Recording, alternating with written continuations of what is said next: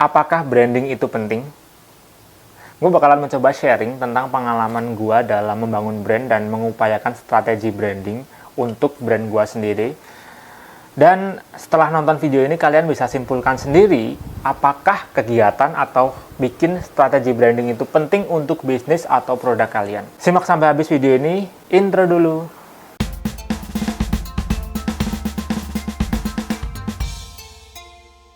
Apakah branding itu penting? Menurut gue, branding itu adalah sebuah kegiatan yang mampu membuat usaha kita itu bisa bersaing. Produk kita itu bisa bersaing di market yang sekarang udah banyak banget pemainnya ya. Mau di clothing, mau di makanan, mau di jasa, mau di startup. Itu kayak semuanya udah banyak banget bersaingnya. Makanya sekarang kalau hanya bermodalkan produk dan mungkin kegiatan-kegiatan yang standar-standar aja, kita bakalan sulit untuk bersaing di market yang di zaman sekarang ini. Makanya, gue pengen sharing tentang bagaimana strategi branding dan apakah branding itu penting. Kita harus membangun sebuah perbedaan untuk produk atau brand kita, atau usaha kita lah. Yang mana itu bisa menuntun kita untuk sukses atau berkembang di bidang atau di kategori jasa atau produk atau bisnis kita. Karena jika kita hanya bermodalkan produk doang, itu kayak udah biasa gitu. Kita nggak bisa bersaing lagi. Orang lain itu bisa menciptakan produk yang sama persis dengan produk kalian, dengan bahan yang sama mungkin, tapi dengan harga yang lebih murah. Karena mungkin mereka bisa bermain secara kuantiti, atau mereka punya relasi yang bisa mendapatkan harga yang lebih miring, atau banyak hal yang bisa mereka lakukan untuk menyaingi produk kita gitu. Sebuah produk kopi dengan logo Starbucks itu bisa berbeda value-nya dengan kopi pada umumnya, meskipun rasanya sama, packaging-nya sama, bahannya sama, tapi hanya dengan bermodalkan logo Starbucks, value-nya bisa berbeda. Sebuah kaos yang hanya bertuliskan Levi's, itu value-nya bisa berbeda dengan kaos pada umumnya yang mungkin brandnya tidak terkenal, atau bahkan tidak ada brandnya sama sekali, yang mungkin bahan kaosnya itu sama, suppliernya mungkin sama, bentuknya sama, rasanya dipakainya juga sama, tapi hanya bermodalkan dengan logo Levi's, itu bisa berbeda secara value. Dan itu tentunya berpengaruh sama harga ya. Tapi disclaimer ya, branding itu bukan hanya sekedar bermodalkan logo doang. Itu adalah sebuah upaya yang dikemas dalam sebuah konsep untuk menciptakan persepsi agar nilai atau value dari brand atau produk atau usaha kita jadi berbeda dengan brand yang lainnya. Itu semua adalah strategi yang dikemas menjadi sebuah strategi yang sangat powerful gitu loh. Masterpiece. Apa aja strategi tersebut? Yang pertama, brand value proposition. Brand value proposition itu adalah upaya untuk menunjukkan brand kita punya perbedaan, untuk meningkatkan value-nya. Apa yang kita tawarkan untuk membuat brand kita itu punya perbedaan value di antara produk-produk atau brand-brand lainnya. Tentunya value itu adalah value yang mudah dipahami, yang unik, yang spesifik, dan yang tepat sasaran, sesuai dengan kebutuhan market kita. Maksudnya yang mudah dipahami itu adalah ketika contohnya kita memberikan sebuah value, itu orang bisa langsung ngeh gitu loh. Jadi value yang nggak aneh-aneh, value yang orang itu bisa menerima value itu. Misalkan kalau kita restoran atau sebuah kedai makan ya, itu value-nya tentang pelayanan. Pelayanan yang kita suguhkan adalah pelayanan yang memang membuat mereka nyaman, yang mereka itu paham bahwa ini adalah sebuah pelayanan yang pas gitu. Kemudian yang unik. Yang unik itu yang kayak mungkin tidak didapatkan di tempat lain, tapi yang tidak menyalahi aturan, tentunya tidak keluar dari rasa nyaman tersebut. Kemudian yang spesifik, itu udah jelas, wah ini pelayanan tentang katakanlah kebersihan gitu. Setiap udah selesai makan, meja langsung dibersihkan, langsung dirapiin, agar bisa untuk ngobrol dan sebagainya.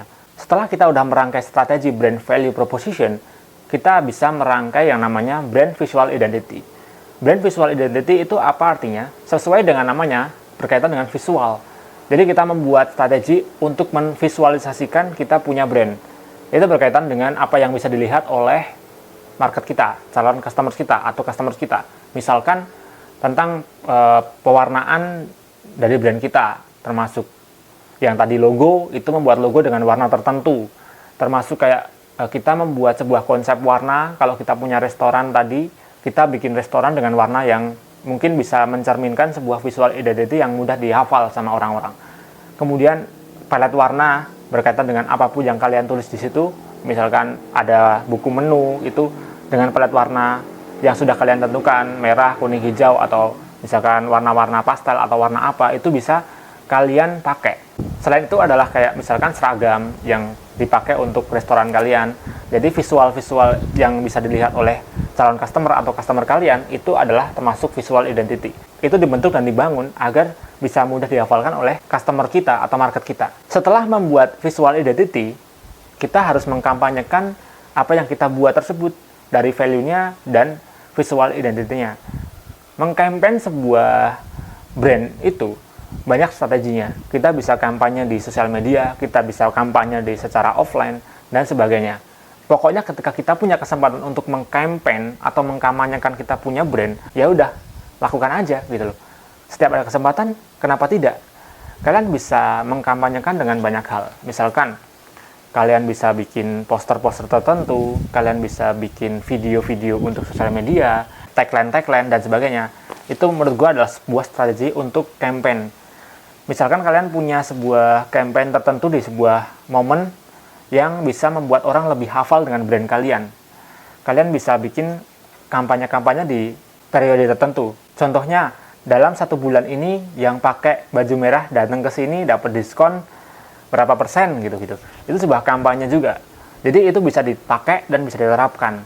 Atau mungkin kalau misalkan kalian punya brand clothing, terus kalian pengen kampanye untuk yang bisa main musik dapat diskon berapa persen gitu-gitu. Atau misalkan kalian adalah anak band dan beli produk kita, kalian bisa mendapatkan diskon gitu-gitu. Itu sebuah kampanye yang bisa diupayakan untuk brand kalian lebih memiliki karakter atau perbedaan di antara brand lainnya. Kemudian yang terakhir yaitu adalah storytelling. Bagaimana kita menceritakan brand kita kepada market kita, kepada customer kita, itu adalah sebuah skill storytelling. Dari nama brand, logo brand, visual identity tadi, dari value proposition, dari apapun yang ada dalam brand kalian, dan kalian ceritakan lewat apapun itu, media sosial, lewat offline, lewat word of mouth, atau mulut ke mulut, bisa dilakukan dengan storytelling yang tepat dan yang pas. Itu akan membuat brand kalian lebih kuat. Kalian selalu menceritakan kisah-kisah atau bagaimana perjalanan brand kalian, atau bagaimana kalian membentuk cerita untuk brand itu. Ini contohnya kalau kalian bikin brand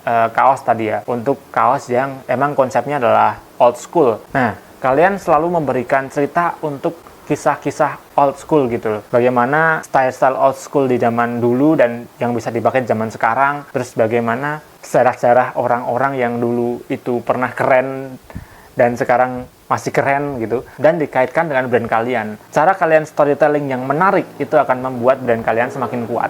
Oke, mungkin gitu dulu video kali ini. Semoga bermanfaat, dan setelah nonton video ini kalian bisa simpulkan apakah branding itu penting untuk produk atau usaha kalian. Kalau kalian merasa bahwa itu penting, silahkan komen. Kalau kalian merasa nggak penting, ya komen juga boleh. Gue juga menerima masukan, atau kalau kalian pengen komentar tentang apapun itu, bisa tulis di kolom komentar dan gue akan menerima itu. Biar kita semua bisa sharing dan belajar bersama. Gue juga tidak menutup diri untuk belajar hal baru. Dan gitu aja, jangan lupa subscribe karena gue bakalan sharing tentang pengalaman gue dalam membangun brand. Semoga bermanfaat, and see you, bye-bye.